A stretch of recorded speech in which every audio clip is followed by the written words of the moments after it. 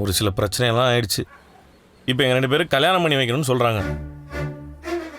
அதான் பாட்டியோட சந்தோஷத்துக்காகவும் அவங்களை குணப்படுத்துறதுக்காகவும் இந்த கல்யாண ஏற்பாடை பண்ணிட்டு இருக்கிறோம். என்னடா சிரிக்கிற? டேய் சத்யா, இது சிரிக்கிற விஷயம் இல்லடா. மாப்பிள்ளையோட பாட்டிக்கு குணமாகணும்னு இப்படி பண்றாங்க. மா, பாட்டிக்கு ட்ரீட்மெண்ட் பார்த்தாலே சரியாக போகுது. அதை விட்டுட்டு கல்யாணம் பண்ணவங்களுக்கே திரும்பி கல்யாணம் பண்ண சொல்லிட்டு இருந்தா யாரா கேட்ட சிரிப்பாங்கம்மா. சத்யா, மற்றவங்க ஏதோ சொல்லிட்டு போட்டோம். நாங்கள் இதை பாட்டிக்காக பண்ணுறோம். அவங்க சந்தோஷப்படணும். இப்படி பண்ணால்தான் அவங்களோட பழைய ஞாபகம்லாம் வருமானு பார்க்குறோம். நீ ரேக்காவும் வந்துருங்க. மாமா, இது எப்படி மாமா நான் ரேக்கா கிட்டே அவங்க அம்மா கிட்டே சொல்ல முடியும்? கிண்டல் பண்ணி சிரிப்பாங்க மாமா. இதுல கிண்டல் பண்ண என்னடா இருக்கு? கா, புரியாம பேசாதக்கா. பாட்டிக்கு இப்படி ஆனதுல எனக்கும் கஷ்டமா தான் இருக்கு. அதுக்காக நீங்க இப்ப பண்ற பொம்மை கல்யாணத்துக்குலாம் என்னால வர முடியாது. டேய், வரம்பு மீறி பேசிட்டு இருக்க நீ.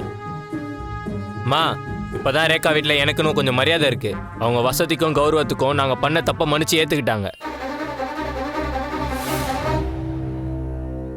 இப்பதான் எனக்குன்னு கொஞ்சம் மரியாதை இருக்கு. மா, நான் கிளம்புறேன். டேய் சத்யா, என்னடா இப்படி பேசிட்டு இருக்கும்போது கிளம்புறாங்க? அவன் கிளம்புறான்ல. மாப்பிள்ள மன்னிச்சிருங்க மாப்பிள்ள, அவன் ஏதோ அறிவில்லாம பேசிட்டான். என்ன தெரியுங்க, விடுங்க. நம்ம சத்யா தானே. மீனா விடு. அவன் பேசுறதுலயும் ஒரு நியாயம் இருக்குல்ல. அவன் பேசுறதுல என்னங்க நியாயம் இருக்கு? மீனா, அவனை பொறுத்த வரைக்கும் இது பொம்மை கல்யாணம் தானே. எனக்கு தானே அவங்க பாட்டி, அவன் பாட்டி இல்ல இல்ல. மாப்பிள்ள அப்படிலாம் இல்ல மாப்பிள்ள. உங்க பாட்டி எங்க குடும்பத்துக்கு எவ்வளவோ நல்லது பண்ணிருக்காங்க. மீனாவை தான் சொந்த பேத்தி மாதிரி பாத்துக்கிட்டாங்க. அவங்களுக்காக வர்றது எங்க கடமை மாப்பிள்ள. அது அவனுக்கு புரியல மாப்பிள்ள. அவன் மாமனார் வீட்டுல இப்ப அவனுக்குன்னு ஒரு மரியாதை இருக்கு. மரியாதையாவும் நடத்துறாங்க. அது அவனுக்கு ஒரு கௌரவமா இருக்கும். ஏன்னா சாதாரண வீட்டுல இருந்து வசதியான வீட்டுக்கு கல்யாணம் பண்ணி போன எல்லாருக்குள்ளேயும் ஒரு தாழ்வு மனப்பான்மை இருக்கும். அவனுக்கு அப்படித்தான்.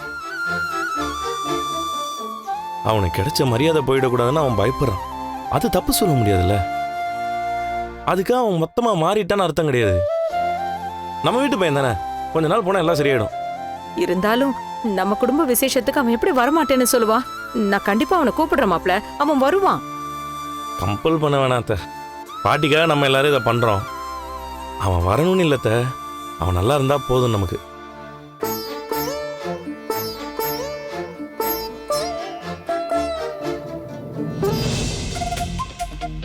சந்தோஷ் ப்ரோ, போன மாசம் விட இந்த மாசம் சேல்ஸ் ரொம்ப கம்மியா இருக்கு. நீங்க என்னதான் பண்றீங்க? நாங்க என்ன பண்ணணும்? கடைக்கு வர கஸ்டமர் கிட்ட பேசி விக்கணும். அதுக்கு முதல்ல கடைக்கு கஸ்டமர் வரணும்ல. பாஸ், வரவங்க எல்லாரையும் பேசி வாங்க வச்சிடுறோம். ஆனா அதிகமா கஸ்டமர்ஸ் வரது இல்லையே. ஆஃபர்ஸும் போட்டாச்சு, அப்புறம் ஏன் கஸ்டமர்ஸ் வர மாட்டேன்றாங்க? ஆஃபர் இருக்குன்னு எல்லாருக்கும் ரீச் ஆகணும்ல பாஸ். அதுக்கு மார்க்கெட்டிங் பண்ணணும், அட்வர்டைஸ்மெண்ட் பண்ணணும். அப்ப அது பண்ணுங்க. அதுக்கு செலவு பண்ணணும் பாஸ். பொருளை விக்கணும்னா கூட பணம் வேணும் ப்ரோ. ஏங்க அதுக்கு எங்கங்க என்கிட்ட காசு இருக்கு? நீ தான் இப்ப பணக்கார வீட்டு மருமகனாச்சே, அங்க கேட்டா வராதா என்ன? ஆட ஏன் ப்ரோ நீங்க வேற. டிவோர்ஸ் கிடைக்காம அங்க இருந்து ₹1 கூட வாங்க முடியாது. நானே என்ன செய்யறதுன்னு தெரியாம முடிச்சிட்டு இருக்கேன்.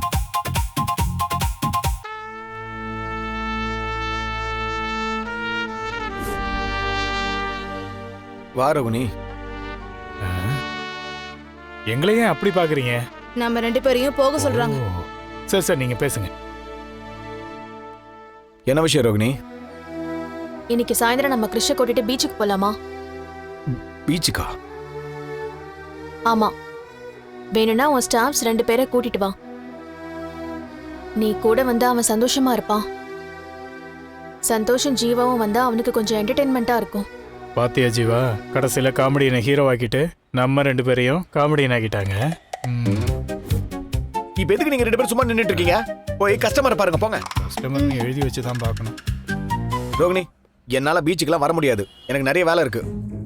இல்ல மனோஜ், நீ வந்துதான் ஆகணும். அப்பதான் கிறிஷ் ஹாப்பியா இருப்பான். அவன் கூட டைம் ஸ்பெண்ட் பண்ண மாதிரியும் இருக்கும். சொன்னா கேளு ரோகிணி, என்னால வர முடியாது. ஏன் வர முடியாது? என்ன ரீசன் சொல்லு. அன்னைக்கு நம்ம 2 பேரும் ஐஸ்கிரீம் பார்லர்ல மீட் பண்ணோம்ல, அத முத்து எப்படியோ பார்த்து வீடியோ எடுத்து அம்மாக்கு அனுப்பிட்டான்.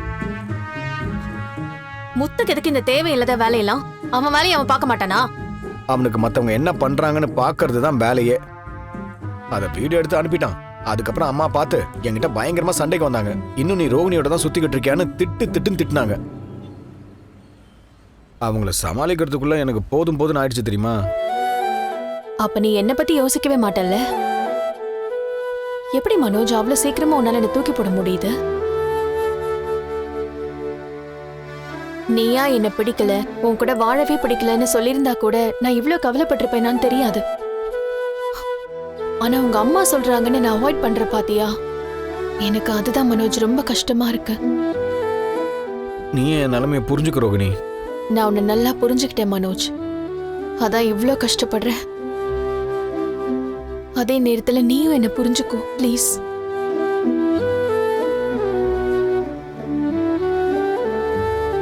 கிரிஷோட பிஹேவியர் கொஞ்சம் கொஞ்சமா மாறிக்கிட்டு வருது. ஃபர்ஸ்ட் அவன்கிட்ட இருந்த கோவம் இப்ப ரொம்ப கம்மியாயிருக்கு. அதுக்கு காரணம் நீ அவன் கூட பழகிறது தான். அதுல இருந்து தான் அவன்கிட்ட நான் நிறைய சேஞ்சஸை பாக்குறேன். இன்னும் கொஞ்ச நாள் நீ அவன் கூட பழகணும் ப்ளீஸ் மனோஜ். கிரிஷ்காக இன்னைக்கு நீ என் கூட பீச்சுக்கு வா. அதெல்லாம் முடியாது ரோகிணி. வேணா நான் வீட்டுக்கு வரேன். வெளியே இருந்து யாராவது ஒருத்தங்க பாத்துறாங்க. அன்னைக்கு முத்து பார்த்தா, இன்னைக்கு யாரு பாப்பாங்கன்னே தெரியலையே. இதனால எனக்கு தான் தேவையில்லாத பிரச்சனைலாம் வருது. அதுக்காக தான் சொல்றேன். சரி, எப்போ வீட்டுக்கு வர? நான் வரேன். ஆனா உடனே வர முடியாதுல்ல. அப்ப நீ வரும்போது ஃபோன் பண்ணு. நானும் கிருஷ்ணன் உனக்காக வெயிட் பண்ணிட்டு இருக்கோம். நான் வரேன்.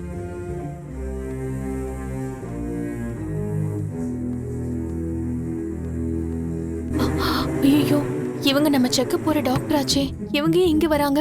மனோஜ் முன்னாடி இவங்க செக்கப் பத்தி பேசினா அவ்வளவுதான். அவன் பெரிய பிரச்சனை பண்ணுவானே. ஹாய் ரோஹிணி, என்ன இங்க? ஹாய் மேம், இது என் ஹஸ்பண்டோட ஷாப். ஓ அப்படியா, வெரி குட். நான் ஒரு இண்டக்ஷன் ஸ்டவ் வாங்கணும், அதான் வந்தேன். வாங்க போலாம். மனோஜ், இவங்க எனக்கு ரொம்ப வேண்டப்பட்டவங்க. இவங்களுக்கு இண்டக்ஷன் ஸ்டவ் வேணுமா? கொஞ்சம் பார்த்து கொடுக்க சொல்லுங்க. ஓகே. ரொம்ப தேங்க்ஸ் ரோஹிணி. பரவாயில்ல மேம், நான் வரேன். மனோஜ் பாத்துக்கோ. ரோஹிணி, ஆ. அடுத்த செக்கப் எப்போ?